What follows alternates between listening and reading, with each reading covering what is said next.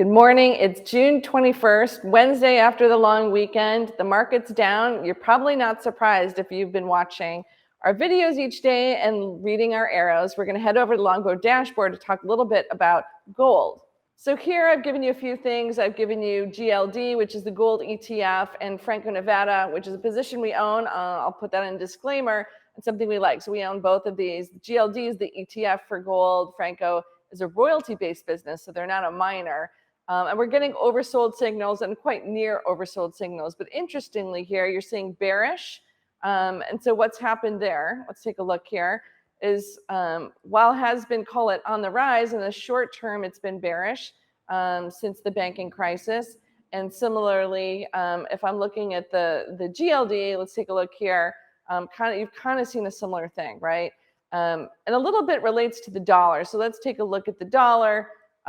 You had a ramp up in the dollar. And what do we know about the correlation between dollar and gold? It tends to be negatively, highly correlated. So when the dollar's up, gold's up, dollar's down. So that's why we're putting in the UUP, which is the dollar ETF down here. But you're getting a little bit of bearish. So if you think, for example, that we're going to be going in to the D, so remember there's Goldilocks, reflation, inflation, deflation. So that's when the growth of GDP or inflation are decelerating, then the dollar tends to be strong, so then you wouldn't go into gold. But if you think that, okay, inflation is going to stay high and sticky, maybe go up, you might see the dollar weaken and then gold to be outperforming, which we had seen in the past. So if you're looking to buy gold, you're nearing those levels, and look what you're seeing on Franco today.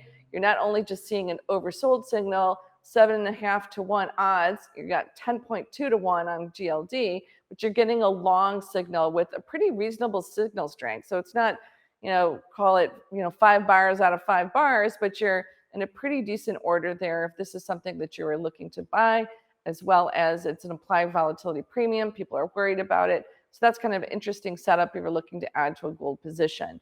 I'm throwing EEM in there because you probably read from the Longbow arrows this morning, AQR saying it's a steal of the century to be able to buy into emerging markets. While in the short run, it may be a little bit more volatile.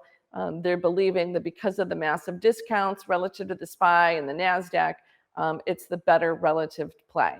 And a discount of, call it 35+% relative to US securities or US markets. So here you're seeing bullish. There's nothing to do, but it is heading to the lower end of the range. You have 2.8 to 1 odds, and we're giving you the dollar here. So this is a neutral signal, but it's bearish short term, bullish medium term. But all of these things are related. We talked a little bit about it. So keep your eyes on these securities. And if you're interested in the EEM or gold or the dollar, just give us a little tweet, ask us questions or notes in LinkedIn, and we'll be sure to answer them. Thanks a lot.